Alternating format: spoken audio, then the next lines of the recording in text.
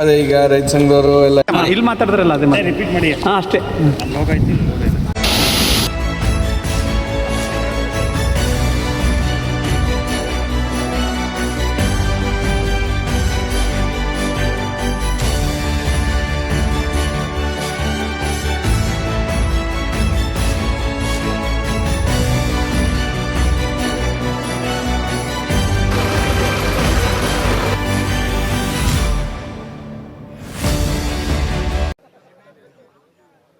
ಇಲ್ಲಿ ಮಾತಾಡಿದ್ರಲ್ಲ ಅದೇ ರಿಪೀಟ್ ಮಾಡಿ. ಹಾಂ ಅಷ್ಟೇ.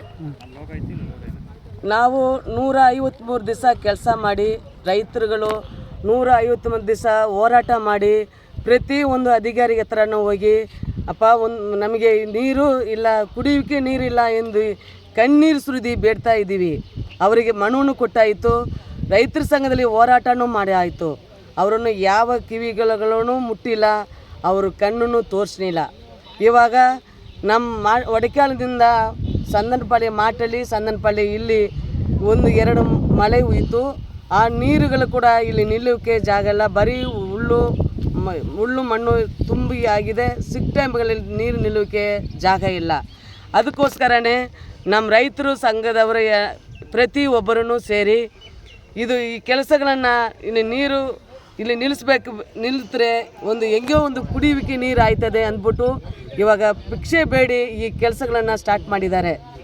ಈ ಕೆಲಸಗಳಿಗೆ ನಮಗೆ ನಿಶಾಂತ್ ಸರ್ ಅವರು ಕೂಡ ಈ ರೈತರು ಜೊತೆಗೆ ಬಂದು ಕೈ ಜೋಡಿಸಿ ಈ ಕೆಲಸ ಮಾಡಿಕೊಡ್ತೀನಿ ಎಂದು ಇಲ್ಲಿ ನಮ್ಮ ಜೊತೆಗೇನೂ ಬಂದಿದ್ದಾರೆ. ಈ ಕೆಲಸಗಳು ಮಾಡಬೇಕಾದ್ರೆ ರೈತರುಗಳು ಮುಖಂಡರಾಗಿ ನಾವೇ ಭಿಕ್ಷೆ ಬೇಡಿ ಈ ಕೆಲಸಗಳನ್ನು ಮಾಡ್ತಾಯಿದ್ದೀವಿ.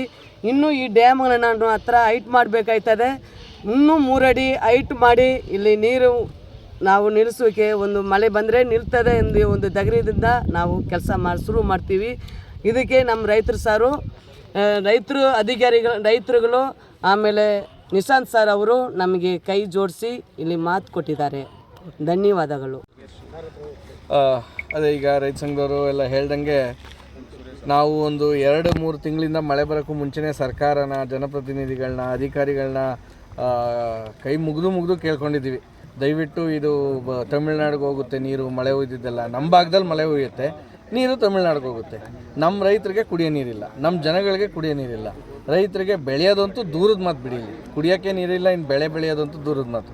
ಸೊ ಹಾಗಾಗಿ ನಾವು ಪರಿಯಾಗಿ ಕೇಳ್ಕೊಂಡ್ವಿ, ಇನ್ನಿಲ್ಲ ಅನ್ನಂಗೆ ಬೇಡ್ಕೊಂಡ್ವಿ. ಯಾರೂ ಸಹ ಇವತ್ತಿನವರೆಗೂ ಒಂದು ಸಣ್ಣ ರೆಸ್ಪಾನ್ಸ್ ಮಾಡೋಕ್ಕೆ ಫೇಲ್ಯೂರ್ ಆದರು. ಅಂದರೆ ಇನ್ನೆಷ್ಟು ನಾವು ನಮ್ಮನ್ನು ಮಲತಾಯಿ ಧೋರಣೆ ಮಾಡ್ತಾಯಿದ್ದಾರೆ ಅಂತ ಅರ್ಥ ಮಾಡ್ಕೊಳ್ಳಿ. ಹಾಗಾಗಿ ರೈತ ಸಂಘದವರೆಲ್ಲ ಸೇರಿ ಮೊನ್ನೆ ಭಾರಿ ಬೇಜಾರಾಗಿ ಇಲ್ಲ ಇದನ್ನು ನಾವೇ ಕಾರ್ಯನ ಕೈಗೊಳ್ಳೋಣ ಅಂದರು. ಖಂಡಿತ ನಿಮ್ಗಳ ಜೊತೆಗೆ ನಾನು ಇದ್ದೀನಿ ಅಂತ ಹೇಳಿ ಇವತ್ತು ಕೈ ಜೋಡಿಸಿ ಈ ಥರ ಒಂದು 5 ಡ್ಯಾಮ್ ಇದೆ. 5 ಡ್ಯಾಮ್ನ ಅಟ್ಲೀಸ್ಟ್ ನಾವು ಈ ಮಳೆಗೆ ಈಗ ಹಿಂಗಾರು ಚೆನ್ನಾಗಾಗುತ್ತೆ ಈ ಭಾಗದಲ್ಲಿ. ಏನಾದ್ರು ಹಿಂಗಾರಲ್ಲಾದರೂ ನಮ್ಗೆ ಮಳೆ ಆದರೆ ಅದನ್ನು ಸ್ಟೋರ್ ಮಾಡ್ಕೊಳ್ಳೋಣ ಅಂತ ಈಗ ಈ ಹೊಸ ಕಾರ್ಯಕ್ಕೆ ಕೈ ಹಾಕಿದ್ದೀವಿ.